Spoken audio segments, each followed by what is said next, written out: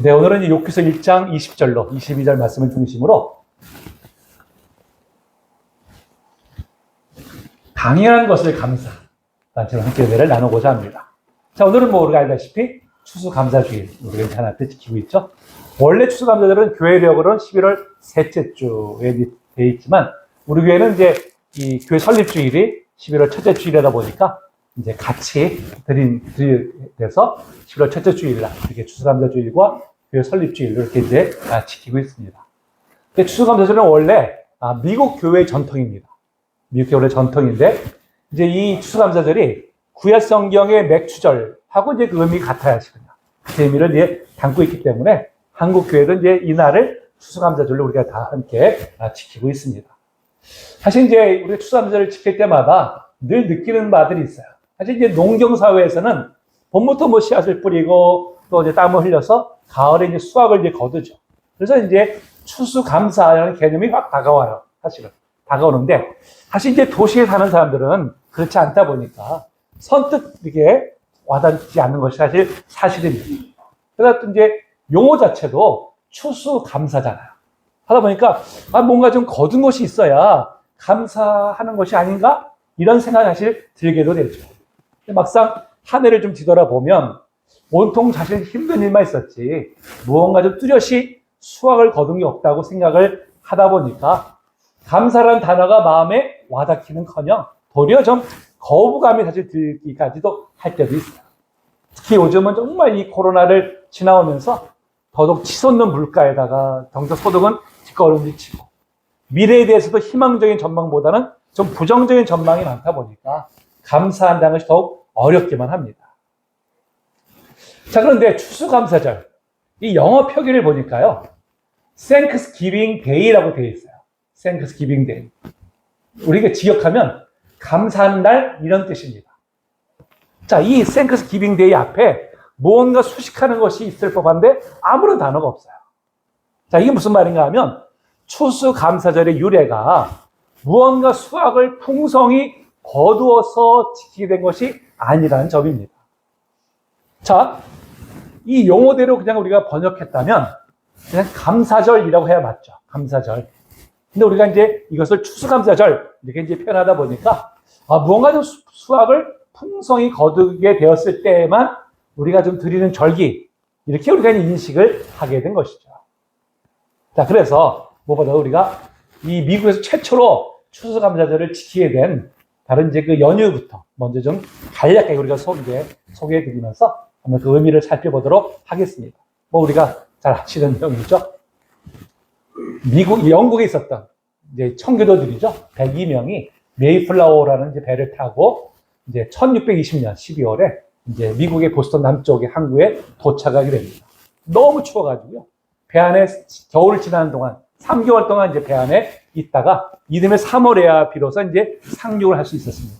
근데 그동안도 추위와 배고픔으로 인해 가지고 항해 중에 죽은 사람들을 포함해서 상륙 직전에 이미 100반 이상이 죽었다는 거예요. 반 이상. 또 신대륙 아닙니까? 그들로서는 물도 다르고 풍토병도 있고 어디가 어딘지 정말 모르는 그런 곳이었죠. 그 땅을 개간해야지 이제 곡식을 심을 수 있을 텐데 그 땅에 대한 아무런 정보도 없다 보니까 많은 신행착오를 겪을 수밖에 없었던 것이죠. 그러다가 정말 천시만고 끝에 그 주변의 인디안 부족에게서 옥수수 재배법을 배웠어요. 그래서 겨우 이제 씨앗을 심어가지고 이제 심을 수 있었습니다. 그런데 수확할 때 또 기간이 있잖아요. 기간이 있다 보니까 그때까지는 이제 그야말로 초본 모피로 또 사냥으로 이제 연명을 해야만 했었죠. 자, 이듬해 이제 첫 수확을 거두었을 때 그들은 이제 하나님 앞에 감사 예배를 드리기도 합니다. 근데 사실 감사는 너무나 거리가 먼 상황이었었죠. 이제 상륙한 지 거의 8달이 흐른 상황 속에서 그동안도 희생자가 더 많이 나왔어요. 사랑하는 가족과 또 친지와 친구들이 이미 세상을 떠나버리는, 후에 드리는 예배는 사실 감사는커녕 정말 아마 슬픔과 비탄으로 가득 찬 그런 예배였을 것입니다. 거둔 수확이라고 해봐야 겨우 옥수수 정도 되는 것밖에 안 됐죠. 그러다 보니까 무슨 풍성한 수확을 거둬서 드리는 감사가 아니었죠.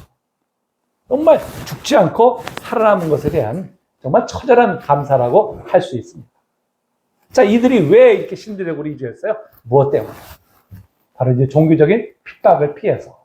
당시에 이제 이 영국 국교도들이 이 개신교를 믿는다는 이유만으로 이제 잡아다 죽였었다. 바로 이제 그런 시절이었습니다. 그래서 그걸 피해 온 것이 바로 이제 아메리카 신대륙이었었죠. 그냥 정말 목숨을 걸고 정말 이렇게 이곳까지 이제 왔던 그들이죠.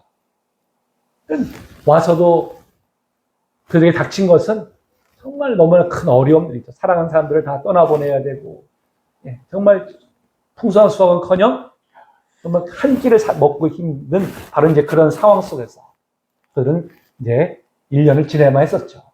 자, 그럼에도 그들은 하나님 앞에 원망을 돌리지 않았습니다. 바로 그들에게는 비전이 있었기 때문이죠. 바로 이 신대륙의 하나님의 거룩한 공동체를 세우고자 하는 그런 비전이 그들에게 이제 있었고요. 그것이 자기들의 소명임을 확신했기 때문에. 그래서 비록 이로 인해서 너무나 많은 희생을 치러야 됐지만, 그럼에도 그들은 자신에게 주어진 사명이었기 때문에 기꺼이 감내한 것이죠.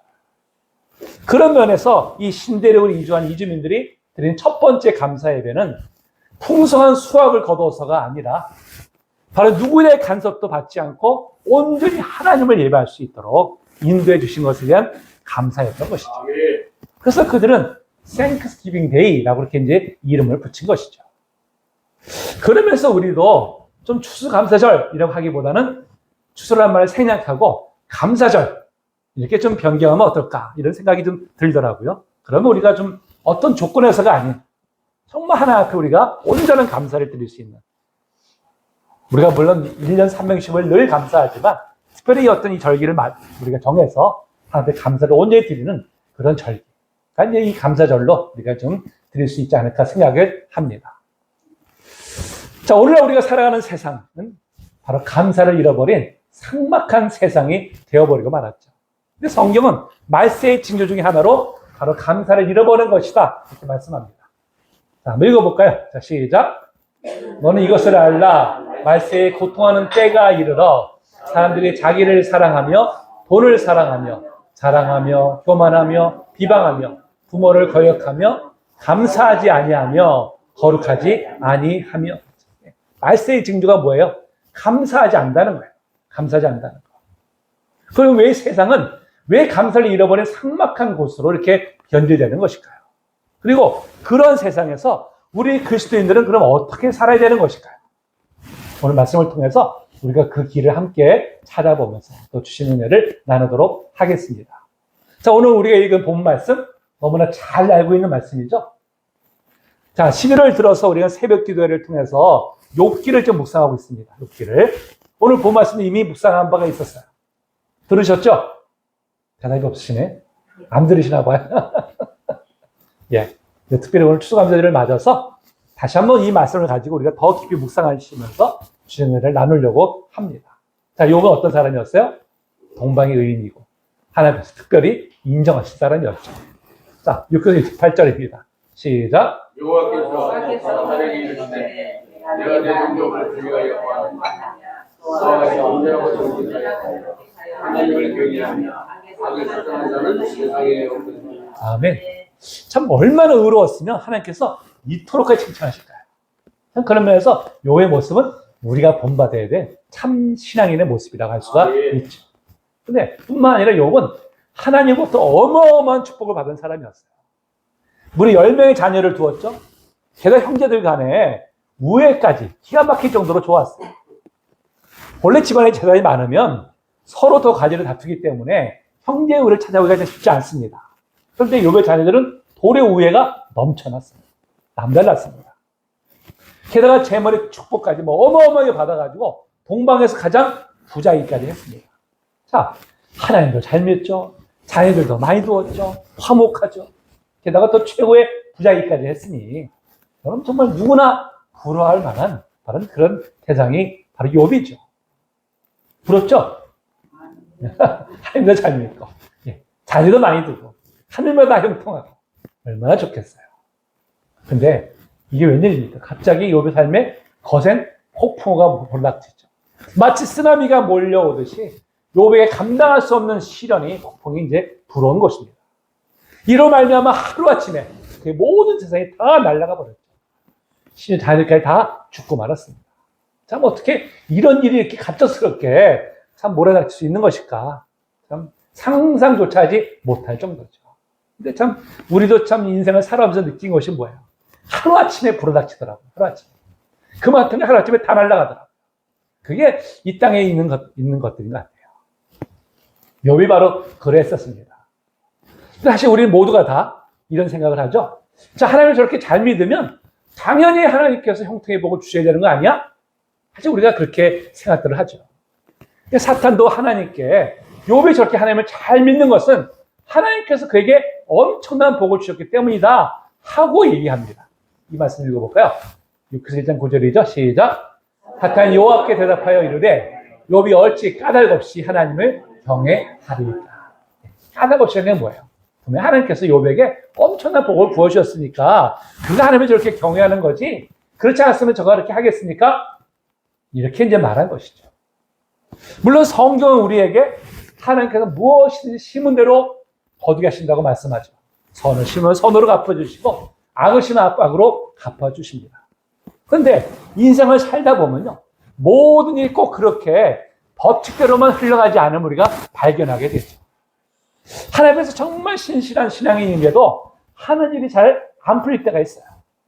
도리어 하나님을 믿지 않는 사람들이 더 잘 될 때가 있습니다. 여러분, 그런 관계를 목도하려면 어떤 생각이 드세요? 어떤 생각이? 신앙의 회의까지 사실 들기도 하잖아요. 시편 73편의 시가 바로 이제 그러한 심경을 시로 표현한 것이죠. 시편 73편입니다. 읽어봅니다. 시작. 나는 거의 넘어질 뻔하였고 나의 걸음이 미끄러질 뻔하였으니 이는 내가 악인의 형통함을 보고 오만한 자를 질투하였음이로다.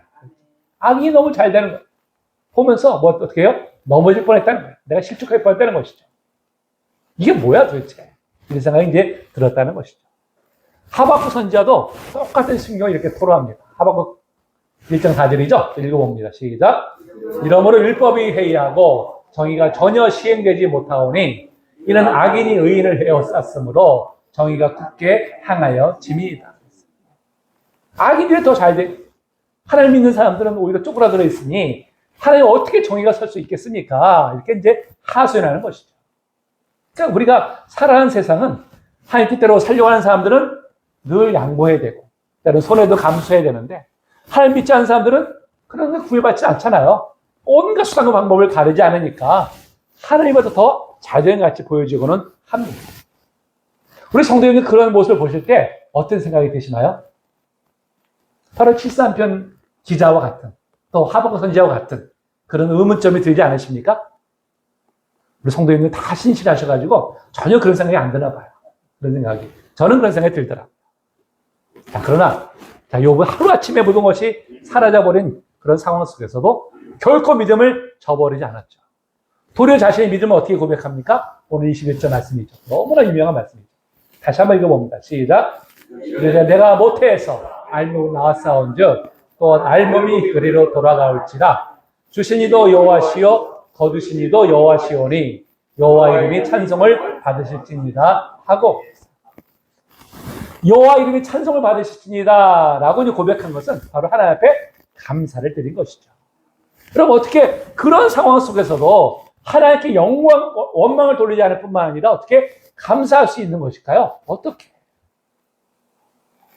이 욥의 이 감사의 고백을 통해서 우리는 어떠한 상황 속에서도 감사할 수 있는 비결을 배우게 됩니다. 두 가지 말씀드릴 수 있어요.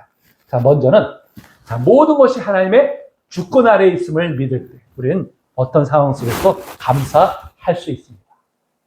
자, 욥은 지금껏 자기가 누릴 소유했던 많은 자녀들과 엄청난 재산이 모든 것들이 자신의 노력의 산물이 아니라 하나님께로부터 왔음을 고백합니다. 자, 전도서 기자들이 이렇게 말하죠. 5장 19절에 보니까 어떤 사람에게든지 하나님이 재물과 부여를 주사 능히 누리게 하시며 분목을 받아 수고함으로 즐거워하게 하신 것은 하나님의 선물이다 이렇게 말씀하고 있죠. 우리가 이 땅에 누리는 모든 것들은 다 누구로부터 온 것입니까?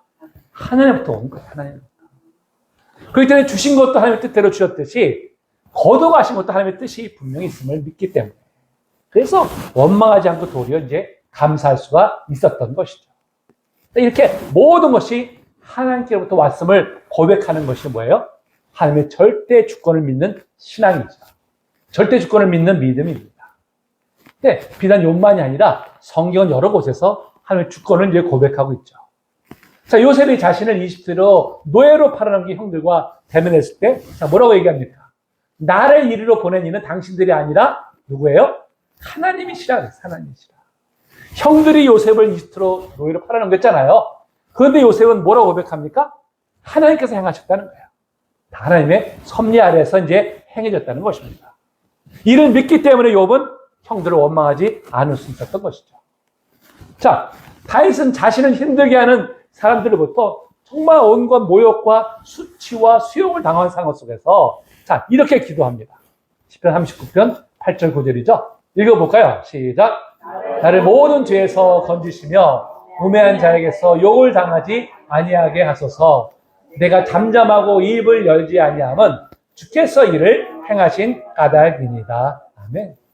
다윗이 자신이 억울한 일을 당하면서도 이를 불평하고 원망하지 않을 수 있었던 이유가 뭐예요? 하나님께서 행하신 일임을 깨달았기 때문인 것이죠. 하나님께 행하셨다면 반드시 그만한 이유가 있음을 믿고 있었죠.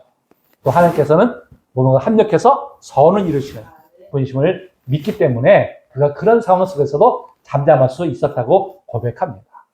이처럼 하나님의 주권을 믿는 믿음은요, 우리 하여금 때로는 도저히 이해할 수 없는 상황에 처할 때에도 하나님 뜻이 있음을 믿고 도리어 감사를 드릴 수 있게 합니다. 우리가 요새 지금 다니엘 기도회가 진행되고 있잖아요. 자, 2일째 강사인 이제 김인강 교수의 그 간증을 드리면서 참 많은 은혜를 받았습니다. 그분이 말씀을 전하는 중에 이렇게 얘기하더라고요. 나에게 없는 것으로 인해 감사하십시오. 저는 이 말에 참 저희 가슴에 깊이 와닿았습니다. 우리는 나에게 없는 것으로 인해서 결핍을 느끼고 그로 인해서 불평과 원망을 쏟아내고는 하잖아요. 근데 놀랍게도 우리는 결핍으로 인해서 하나님의 채우시는 은혜를 경험하거나 하지 않습니까? 만약에 그 결핍이 없었다고 한다면 어떻게 하나님의 채우시는 은혜를 우리가 경험할 수 있었겠어요? 자, 산상수훈의 첫 번째 말씀이 무엇입니까? 심령이 가난한 자는 복이 있나니 천국이 그들의 것임이라 그랬죠. 자, 심령이 가난한 것은 무엇입니까? 바로 마음이나 생활적으로 큰 결핍을 경험했다는 의미죠. 그런데 바로 그로 인해서 하나님을 만나게 되고 또 하나님 나라를 또한 소유하게 되었기 때문에 복이 된다는 것이죠. 그럼 만약에 그 심령이 무언가로 가득 채워져 있다면 하나님을 사모할까요? 하나님을 갈망하겠습니까? 아니죠. 하나님의 나라에 대해서 아무런 관심조차 가지지 않았을 것입니다. 심령이 텅 비어있는 결핍을 경험했기 때문에 비로소 하나님을 갈망하고 그로 인해 하나님 나라에 들어가는 은혜를 누리게 되었기 때문에 바로 그것이 복이 된다고 말씀한 것이죠. 여러분, 이렇게 결핍으로 인해서 도리어 온 우주를 창조하시고 생명의 그런 대신 하나님을 모셔드릴 수 있게 되었기 때문에 그 결핍에도 우리가 감사할 수 있는 줄로 믿습니다. 그럼에도 우리는 종종 이 세상의 결핍으로 인해서 불평과 원망만을 우리가 쏟아놓고 있지는 않습니까? 여러분, 그로 인해서 도리어 하나님의 충만한 은혜를 누리게 되었음을 감사하시기 바랍니다. 우리를 어떤 상황에 인도하시든지 그건 하나님의 주권이에요. 그에는 반드시 하나님의 거룩하신 뜻이 있습니다. 여러분, 이 온 우주의 주권자 되신 하나님께서 친히 우리의 인생을 주관하신다는 것이요, 얼마나 놀라운 은혜입니까? 이 우주가 정말 상상도 할 수 없는 그 규모잖아요. 어마어마한, 우리 인간이 어떤 이 성으로는 감히 측량조차 할 수 없는 그 엄청난 이 우주를 운행하신 분이 바로 우리가 믿는 하나님이십니다. 그런데 세상에 그분이 이 온 우주를 보면 우리는 정말 티끌도 안 되는 우리 존재인데 나를 주관하신다는 거, 이게 얼마나 정말 놀라운 은혜입니까? 하나님이 모든 것을 다루시는 걸 믿고 어떤 상황 속에서도 감사하는 저를 되시기를 주님의 이름으로 축복합니다. 자, 다음으로 우리가 어떤 상황 속에서도 감사할 수 있는 것은 모든 것을 당연하게 여기지 않기 때문입니다. 어떤 영화에서 나온 유명한 대사가 있더라고요. 이런 대사예요. 호의가 계속되면 그것을 사람들은 권리라고 한다. 이게 무슨 뜻이죠? 무슨 뜻? 분명히 호의에 의해서 주어진 것임에도 그것이 계속되다 보면 나중에는 어떻게 해요? 당연한 것을 여기게 된다는 거예요. 당연한 것처럼. 그렇게 생각한다는 것이죠. 사실 우리는 종종 나에게 주어진 모든 것들은 당연히 처음부터 나에게 마땅히 있어야 될 것으로 우리는 다시 생각하고는 하잖아요. 부모, 형제, 햇빛, 가을의 정치, 깨끗한 길것, 제철 음식이나 과일이나 각종 논산물 그런 것, 삶에서 누리고 있는 모든 것들은 당연히 있어야 될 것으로 우리는 그렇게 생각을 합니다. 나를 구원해 주신 것도 처음에는 은혜로 알았다가 시간이 지나면 어때요? 당연한 것으로 여깁니다. 그럼 여러분 당연히 있어야 할 것으로 생각할 때 나타나는 현상이 무엇일까요? 나타나는 현상이 감사치 않는 것이죠. 감사치 않는 것이죠. 여러분 당연하다고 생각하는 것에 누가 감사하겠어요? 오늘날 감사가 없어지는 근본적인 이유는 무엇보다도 모든 것을 당연하다고 생각하는 데서 비롯된 것이죠. 반대로 말한다면 여러분 감사는 뭐예요?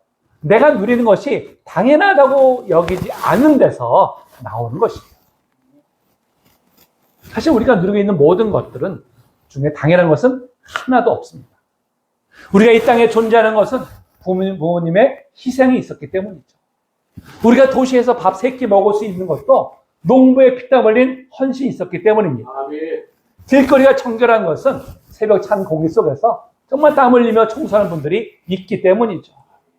먼 거리를 큰 어려움 없이 다녀올 수 있는 것은 대중교통 종사자들이 있기 때문입니다. 우리가 안전하게 삶을 영위할 수 있는 것도 지금도 국방의 의무를 다하는 부인들의 헌신과 그리고 위험을 무릅쓰고 자기 직무를 감당하고 있는 경찰들과 소방대원들의 헌신이 있기 때문이죠.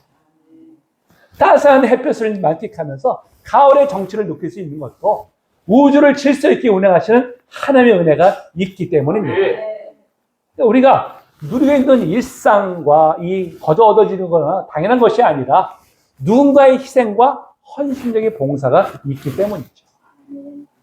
그럼에도 우리는 이를 너무 쉽게 잊어버리곤 합니다. 그러다 보니까 누리는 것에 대해서 감사는커녕 불평과 원망이 더욱 드세워지는 것이죠. 자, 우리 성도님들은 평소에 제가 이 앞에 열거했던 그런 분들에 대해서 여러분들 얼마나 감사하고 계십니까? 얼마 전에 기사를 보니까요. 어느 식당에서 휴가를 나온 군인들이 이제 고기를 먹었나 봐요. 나가면서 계산하려니까 이 생면부지 어떤 분이 이미 계산을 다 하고 나갔다는 거예요. 이미.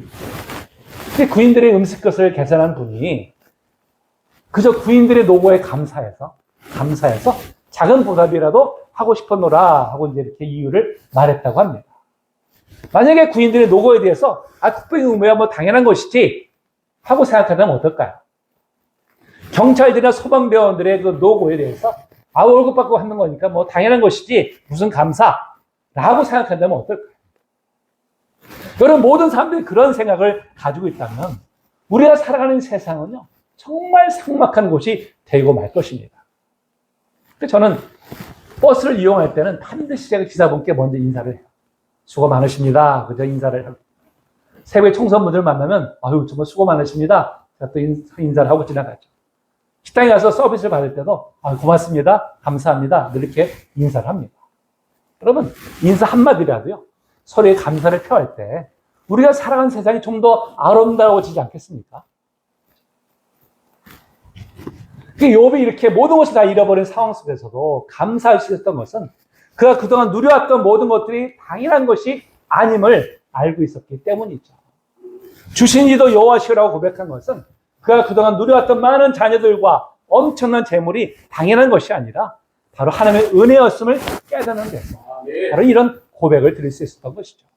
그렇기 때문에 비록 그 모든 것들이 자신의 곁을 떠나는 상황 속에서도 그가 감사할 수 있었던 것입니다. 2011년에 작고한 그 박완서 작가라는 분이 계세요. 아주 유명한 작가죠, 그분이. 그분이 쓴 글 중에 일상의 기적이라는 글이 있습니다. 자, 좀 읽어드릴게요. 이렇게 글이 돼요. 덜컥 탈이 났다. 유쾌하게 저녁 식사를 마치고 귀가했는데 갑자기 허리가 뻐근했다. 자고 일어나면 낫겠거니 대수롭지 않게 여겼는데 웬걸? 아침에는 침대에서 일어나기조차 힘들었다. 그러자 하룻밤 사이에 사소한 일들이 굉장한 일들로 바뀌어버렸다. 세면대에서 허리를 굽혀 세수하기, 바닥에 떨어진 물건을 줍거나 양말을 씻는 일, 기침을 하는 일, 앉았다가 일어나는 일이 내게는 더 이상 쉬운 일이 아니었다. 별 수 없이 병원에 다녀와서 하루를 빈둥거리며 보냈다. 비로소 몸의 소리가 들려왔다. 실은 그동안 목도 결리고 손목도 아프고 어깨도 힘들었노라, 눈도 피곤했노라, 몸 구석구석에서 불평을 해댔다. 언제까지나 내 마음대로 될 줄 알았던 나의 몸이 이렇게 기습적으로 난란을 일으킬 줄은 예상조차 못했던더라. 어쩔 줄 몰라 쩔쩔매는 중이다. 이때 중국 속담이 떠올랐다.